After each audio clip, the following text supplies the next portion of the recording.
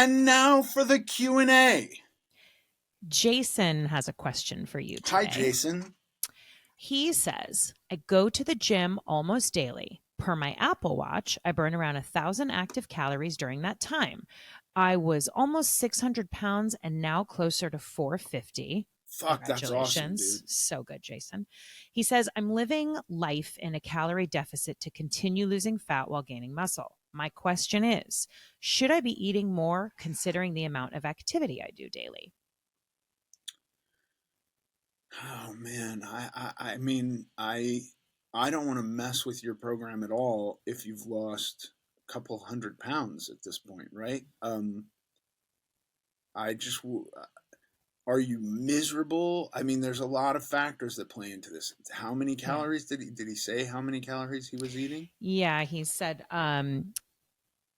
well, no, he didn't say how many he's eating. That's the thing. He says he's burning 1,000 active calories during his workout per his watch. But yeah, he doesn't actually say how much he's eating. So that's kind of a piece we might need. But Yeah, I think the cardio machines, um, Apple Watches, that stuff. I wouldn't trust that in mm, how many actual calories we're burning. I don't trust that. I like the metric of steps. I can look and just know that I've been less or more active, but I'm not.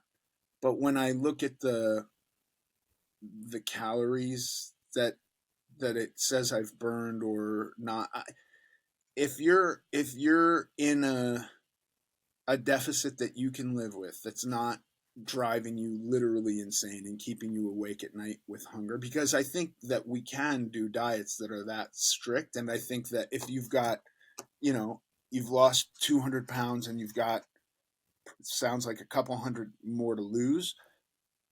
I mean, I, I tried doing that with like extremely restrictive calories and it didn't work. So I would look at those signs first. Being a little hungry is okay. Being so hungry that you're only thinking about food all the time and not sleeping well, like that's when it starts to get into like your calories are probably too low. And that's why I'm such an advocate for maintenance periods. Maintenance periods are intentionally maintaining your weight. They're not, you hear like take a diet break. And for me, when I was 400 pounds, a diet break meant, well, I'm going to gain 50 pounds or something like that. That is not what I'm talking about when I say a diet break. A diet break is a nice long period of time where your endocrine system gets to really relax because it's stressed out from dieting, and your hormones get to go back to normal levels, and your body doesn't think it's starving to death anymore. So then when you go back into a diet, it's easier. The weight comes off a bit easier, you have more energy, and you basically do that in a cyclical fashion. Do a couple months of dieting, a couple months of a diet break, a couple months of dieting. That's my recommendation. Um, I don't know how many calories he's eating. If he's 400 pounds and eating 1,000 a day, I say fuck yeah, increase, brother.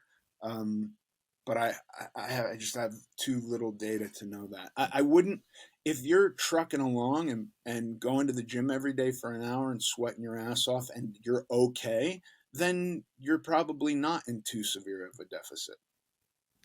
yeah, I mean, those are great points. And maybe you can let us know, Jason, but if what Ethan's shared with you so far doesn't answer it for you. But yeah, I mean, I love that you said, I don't know, it's that thing of, I know people talk about intuitive eating and intuitive dieting, all that. It's not that, but you just made such a nice point of just like, how are you feeling? And Yeah. like, are you feeling okay? Great. Are you not feeling okay? There's something to like look at there, you know?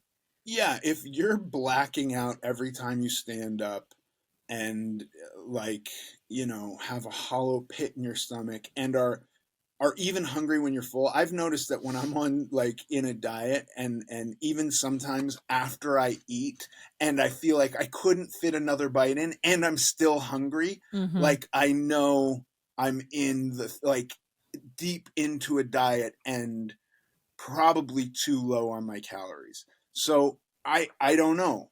I wouldn't say just because you're burning 1,000 calories a day in the gym for me is never a factor The only way the gym factors into what I eat is basically carbs versus fat. On a gym day, I get a little bit more carbs, a little bit less fat, and on a no gym day, I get a little bit more fat and a little bit less carbs. That's how I don't change. Like, well, I went to the gym today, I get to eat a piece of pizza.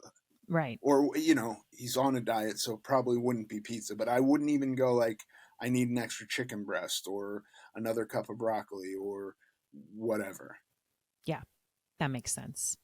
Good. Well, if anyone else has a question for Ethan, you can email us. The address is hello@americanglutton.net. And you have to type it like that. You have to say it like that when you type it. Hello You at have to hear it americanglutton.net. with that emphasis. Yeah. Yeah.